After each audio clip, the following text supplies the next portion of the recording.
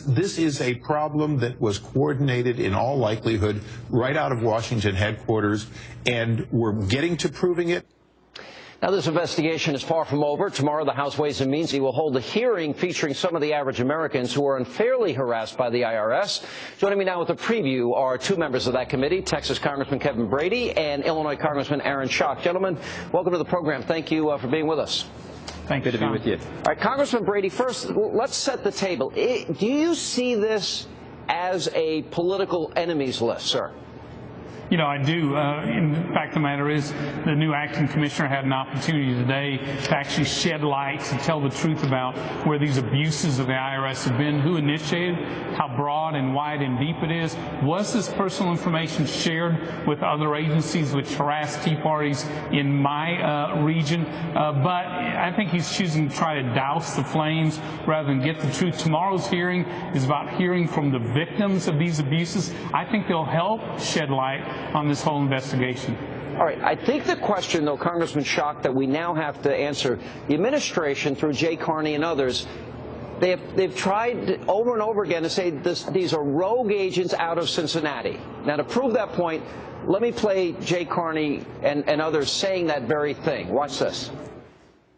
Line IRS employees in Cincinnati improperly scrutinizing 501c4 organizations by using words like Tea Party in quotes and Patriot. IRS employees are placed in a position of great trust. Employees, the tax-exempt unit of the IRS office in Cincinnati, abuse this trust. The apparent conduct by IRS officials in Cincinnati. The exempt organization's field office in Cincinnati, Ohio, used inappropriate criteria. Well, the president doesn't know about everything that is going on in every agency of government. Should Mr. Boehner have known? Because this is a neighboring district in Cincinnati where the IRS office is. I don't think you can hold him accountable for what happened in that IRS office. Now, Congressman, before I get to the specific things that people in Cincinnati have said, do you believe those statements, those talking points, to be true, sir?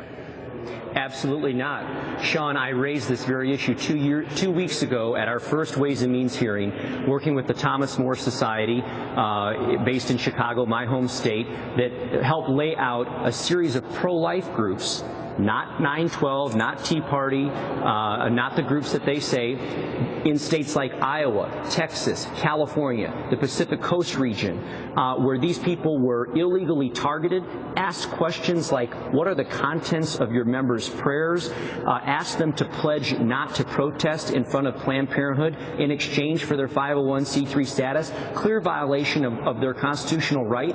This is proof. We don't have to wonder. We have copies of the IRS stationery with their letterhead asking these inappropriate, illegal questions, which completely, to your point, proves that their statement that this was just Cincinnati is completely bogus. And this reminds me too often of what happens in my home state of Illinois. The Chicago machine has infected Washington, D.C., and these guys are using the muscle of government to try and snuff out any political opponent they see. All right, I'm going to go through a series. We have the transcripts of interviews with IRS employees from Cincinnati and elsewhere, and I want to go through it because that narrative that they've been advancing does not appear to be true based on what these employees are saying. For example, one of the transcripts said, did you, your supervisor, give you any indication of the need for the search in any more context? He told me that Washington, D.C. wanted some cases.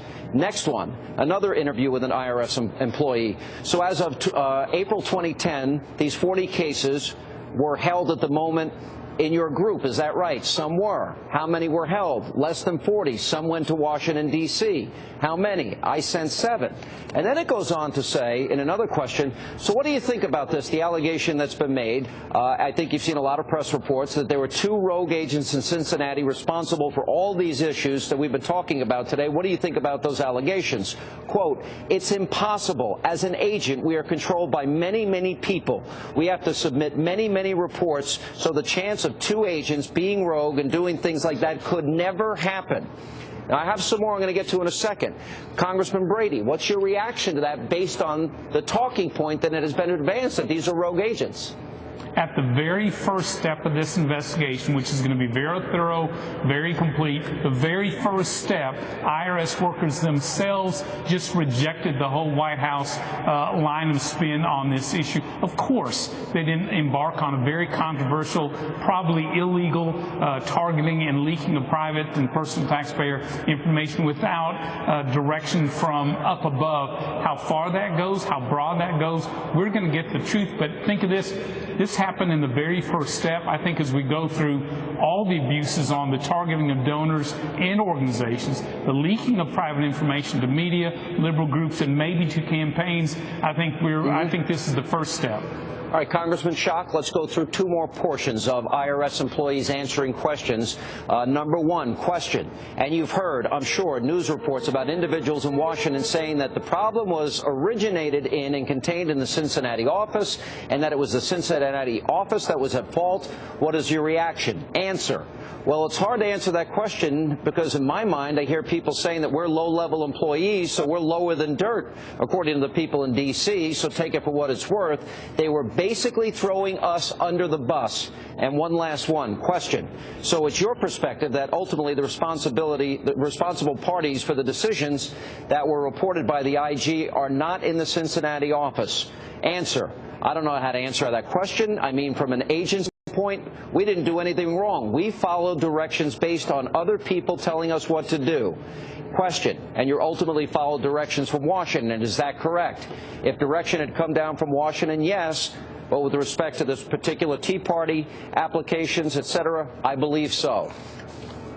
This seems to contradict everything that we have been told about this story, about rogue agents.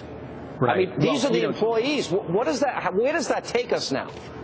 Well, it takes us much closer to Washington, D.C., and much closer to the White House. You know, Sean, 2 weeks ago, Jay Carney stood in front of the nation and said, we didn't know anything about this situation. This was a case of a few rogue agents in Cincinnati. Since that time, we've learned that the White House chief counsel was briefed. We learned that the White House's chief of staff, the president's own chief of staff, his closest confidant was briefed. We also know that it wasn't just Cincinnati. It was, as I mentioned, Texas, the Pacific Coast region as well. This is the beginning of many hearings we need to have because clearly, unfortunately, the Obama administration is not attempting to get to the root problem, and that leaves many Americans saying perhaps they are the problem. Perhaps they were the ones that made the play calls to launch into this illegal behavior. Gentlemen, thanks for being with us. We're going to continue to work hard, get to the truth, especially when clearly there are obvious contradictions here. But thank you both. Thanks, Sean. Thanks, Tom. Coming up, a break.